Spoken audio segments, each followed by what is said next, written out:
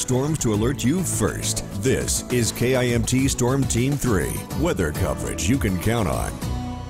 Storm Team 3 Chief Meteorologist Chris Nelson joining us now. Chris, I was letting the muddy dogs back in the house this afternoon, and I can't believe we are in a drought. Yeah, some of us, and you mentioned this too, some locations picked up a little bit more rain over the weekend and early parts of the week, and others did not. And that's pretty much the deciding factor on who's still on that level 1 of drought, which is abnormally dry in the yellow section. So this is most of North Iowa and the extreme southeastern parts of Minnesota. Again, this just means that we're about 1 inch to 3 inches below the norm for 2020 for precipitation.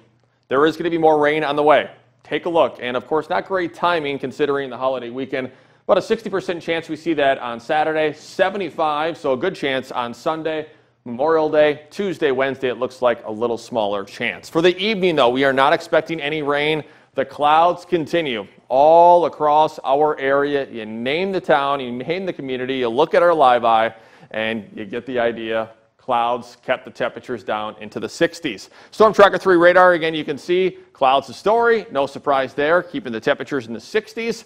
Warm spot, at least in our viewing area, 66 in Austin, Mason City, Charles City. It is 68 in Algona, 68 in Winona, so just outside of our area. So this evening, let's plan it out for you. Can you spend any time outside? Why not?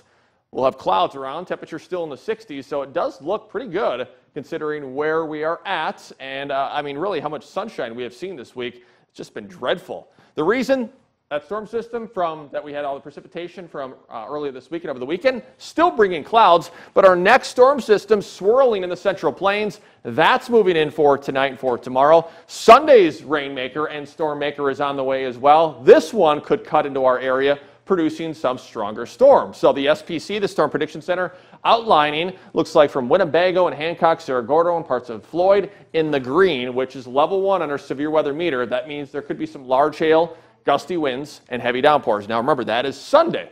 Let's talk about tonight, Saturday, and into Sunday. So we are going to see a few waves of precipitation. Take a look at Saturday early morning. There's one. Second wave of scattered showers. That's 8 a.m. on Saturday, so it could be somewhat wet. There'll be a break. And then look at the early afternoon. These become a little more powerful. There could be some thunderstorms here.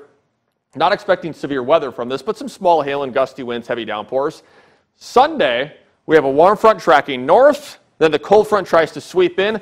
That's the cluster that could turn strong to severe late morning and early afternoon. We'll see how long this actually goes through, if that's going to go into North Iowa or if this will be just southern Minnesota. But let's just expect everyone will see some chance of thunderstorm on Sunday. That moves out. Temperatures back on the way up into the upper 70s and lower 80s. Could be some significant rainfall. And again, this is rainfall that we'll need for some sections of the area, up to 1 inch, even 1.5 inches if you get underneath a thunderstorm.